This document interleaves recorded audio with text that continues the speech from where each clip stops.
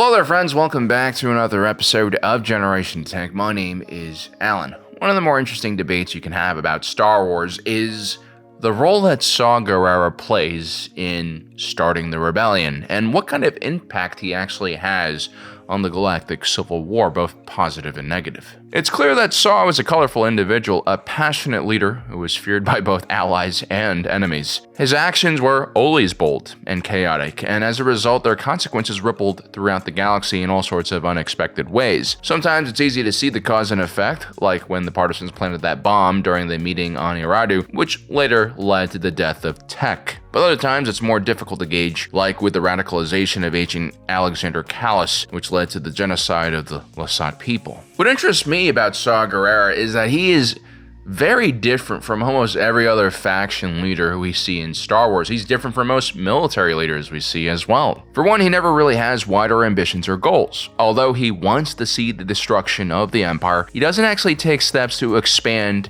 the size of his partisan group or cooperate with other factions in order to create a larger movement that actually has a chance to do something. And because of his stubbornness, his unwillingness to work with others or compromise on his values or ideals, Saw Gerrera essentially limits his own ability to grow as a person. And as a result, his organization also doesn't grow.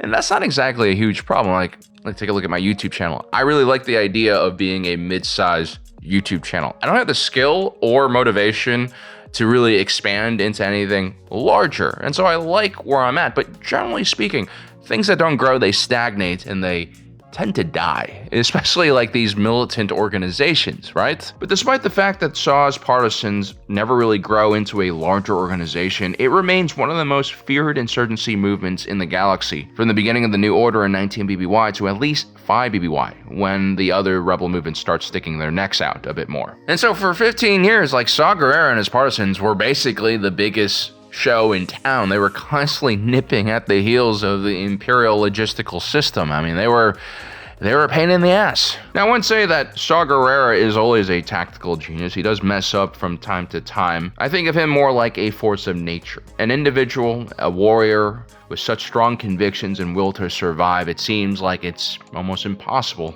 to kill him. And therefore, he inspires other men to go to extremes and follow him. In a lot of ways, Saw Gerrera is kind of like an Onderonian Paddy Mayne or Jack Churchill, a British soldier who is rumored to have registered the last known kill with a longbow in combat after he shot a German soldier in France in 1940. Did he need to do that? Probably not, but I feel like while everyone else was trying to survive the battlefield, Jack Churchill's just having fun, which is crazy. Here's a picture of him in 43 during a training exercise. If you can't tell who he is in this picture, just look at the bloke with the sword leading the charge. And yes, that's a claymore. People like you and me usually wield these things two-handed, but Jack Churchill was too busy asking Germans to surrender with a sword in one hand and probably a pistol in the other hand, I imagine, because I don't see how else he got so many Germans to surrender to him while holding that thing. He apparently also played the bagpipes, but yeah, this guy was just an artist when it came to warfare and destruction. And Saw Gerrera, I really think he's cut from a similar cloth. He is first and foremost a person who really loves warfare and fighting. Except unlike Churchill's commandos or Paddy Mayne's SAS, Saw's partisans are without a proper chain of command. They don't have a larger nation or military that is actually sponsoring them or coordinating their actions with some larger goal or movement. But at the same time, the partisans aren't exactly bandits and pirates. They're not going around robbing people. They have very specific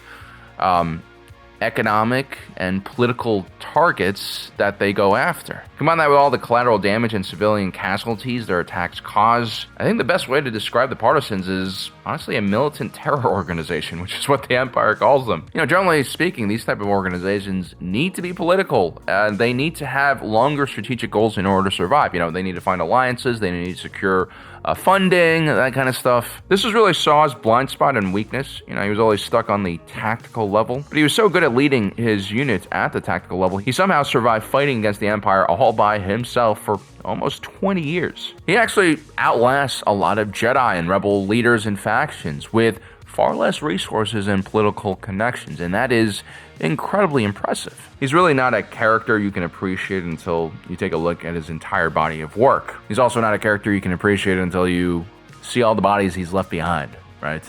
Plus, there are all those Imperial and Rebel plans he also destroyed as well. The guy is just a force of nature.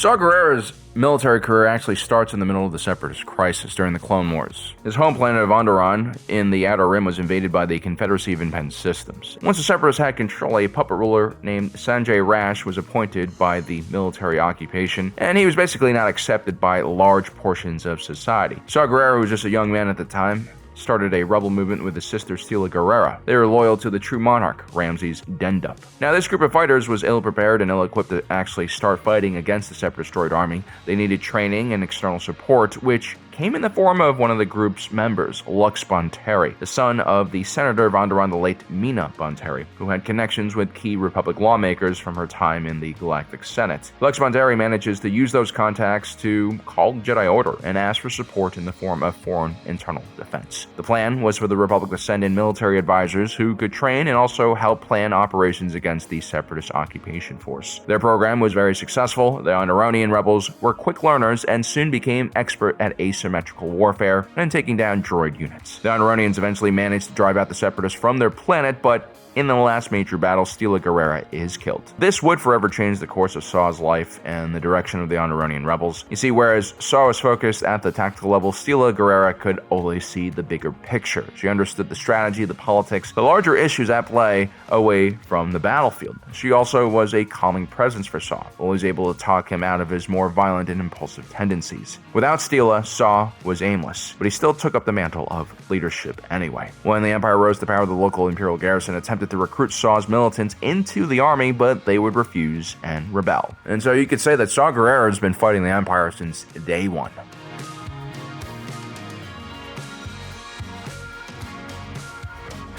Saw manages to escape from Onderon with most of his fighters and a lot of refugees. At this point, he's still carrying out humanitarian missions, but that would soon stop as he becomes more radicalized. Within a year, we would see him launch his first major operation against the Empire using methods that would become very familiar to the Imperials who were trying to hunt him down. Now, Saw might not have been focused on the Hearts and Mind campaign that Mon Mothma was, like to kind of really convince people to leave the Empire, but what he was really good at was selecting targets. I talk about how he's always focused at the tactical level. I begrudgingly admit that a lot of the targets he goes after have really strong strategic implications if he's actually successful at eliminating them. About a year after the Clone Wars ended, Saw Gerrera decides to attack Moff Wilhuff Tarkin, one of the Emperor's most important advisors and sector governors. Saw had somehow figured out that Moff Tarkin would be meeting with 5 extremely important Imperial officials at his facility known as Raven's Peak on Eriadou. This group included Dr. Royce Hemlock, Orson Krennic, and Hurst Ramodi and Barton Coburn, the last 2 representing the Imperial Army and Imperial Navy. The partisans' idea here was simple: infiltrate the base as Imperial personnel, plant massive amounts of explosives at the base of the facility, and hopefully take out all of the VIPs at the meeting. As you can see, Saw Gerrera has good intel about what kind of targets to strike and where they might be, but I don't think he got the blueprints for the building, because he places explosives, but it doesn't exactly work out. During the operation, Saw runs into Clone Force 99, who are in the middle of their own rescue operation. Instead of working together towards a similar goal, Saw decides to continue with his plan, screw Clone Force 99. He ends up losing a number of his partisans in small skirmishes in the facility, and is forced to detonate the explosives early because, the alarms go off. And while his explosives manage to wipe out a big portion of the facility, Tarkin and his colleagues are left untouched. To make matters worse, Saw's explosions cut off power to an external cable car line, stranding Clone Force 99 in midair. They would be repeatedly attacked until Clone Force 99 member Tech falls to his death. The sad thing is, Tech was actually the one who was trying to convince Saw to think more clearly and delay his plan. Unfortunately, Saw is always more than willing to sacrifice others for his goals.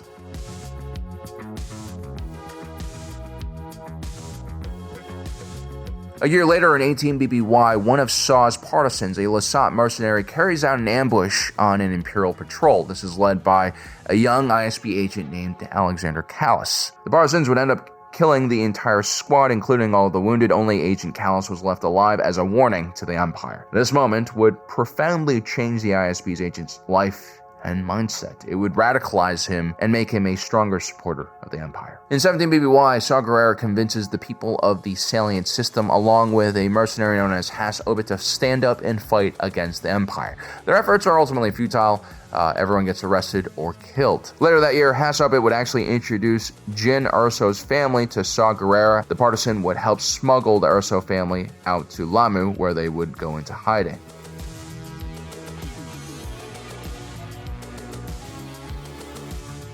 In 14 BBY, the partisans figure out that the Empire is weaponizing Warsher tree sap, Han Kai-shek. Saw Gerrera would launch an insurrection on the planet and free many Wookiee warriors from captivity. During this operation, he actually runs into the Jedi exile Cal Kestis and offers him a place amongst his ranks. The Jedi smartly refuses, although not before aiding Saw's men in finding the Wookiee chieftain Tarful. The partisans' activities did not go unnoticed, and the Empire launches a very brutal counter-attack against the partisans and their Wookiee allies. The partisans would flee Kashyyyk, leaving the Wookiees behind to fend for themselves. A year later, Saw Gerrera takes on Jin Erso after his mother was killed and her father was taken by Orson Krennic.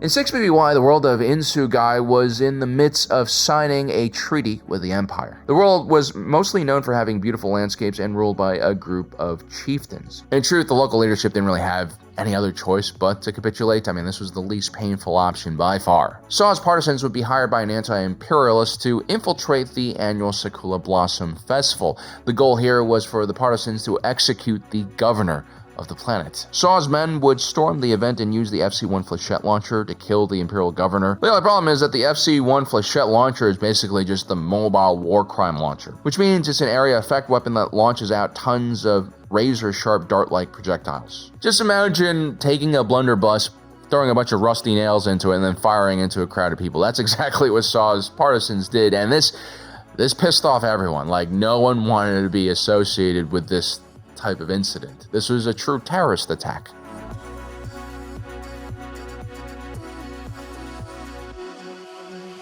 By the time 5 BBY comes around, decades of conflict and brain injuries have, finally taken their toll on Saw's body and mind. At this point, Saw becomes extremely paranoid and worried about his own men. He's especially worried that some of them might have figured out Jin Erso's true identity. You see, her father, Galen Erso, was a key part of the Death Star program, and Saw didn't really trust his own men to not turn her into the Empire for profit. He actually starts torturing his own men to try to figure out if they know who Jin is, which is almost counterproductive, right? He's clearly not thinking clearly at this point. Shortly after Saw leaves Jin Erso behind, in his defense, he tries his best to prepare her for the world as he saw it, and he generally seemed to care for her and wanted to protect her from his own men, which again should tell you something about the partisans and what Saw Gerrera's mindset was like during this period of time.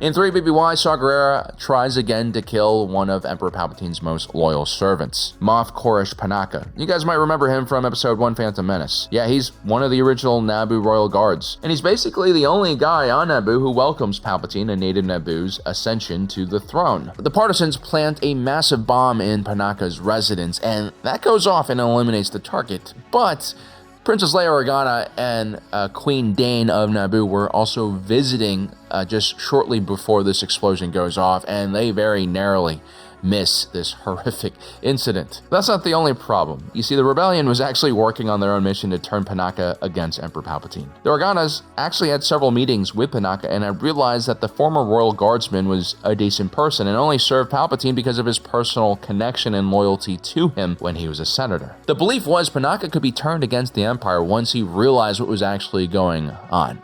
Unfortunately, now he was in a million different pieces because of the partisans. This was really the last straw. The Organas recognized Saw's bravery and intelligence on the battlefield, but ultimately perceived this as a huge mistake. The rest of the rebellion would also start being more cautious around the partisans, considering them too dangerous to actually work with. On a side note, Saw Gerrera actually saves Princess Leia's life in this situation because Panaka actually figured out who Princess Leia was because she mistakenly wore a Naboo dress to a meeting with Panaka, and he immediately sees the resemblance between Leia and her mother, Padme Amidala. Panaka was actually planning on telling Emperor Palpatine about this, and that, of course, would have endangered the entire Organa family. Saw Gerrera seemingly tries to smooth things out with the rebellion after the Panaka incident in 2 BBY. On behalf of Bail Organa and the Rebel High Command, his partisans would carry out an investigation on Geonosis in an effort to figure out what the Empire was building there. Unfortunately, his entire team would get wiped out again, this time by Separatist droids. Saw would spend the rest of his life trying to figure out what exactly the Empire was cooking up, and in his last moments, it would be revealed to him.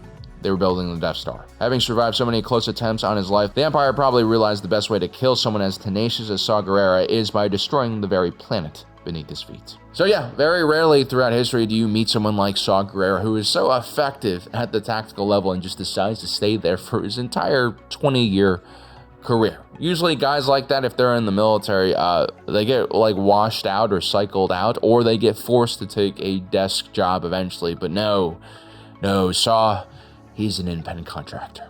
Well, guys, I hope you enjoyed today's video. Don't forget to subscribe and hit that notification button down below so you don't miss out on the rest of our awesome content. As usual, my name is Alan, reminding you that my allegiance is to the Republic, to democracy. I'll see you next time.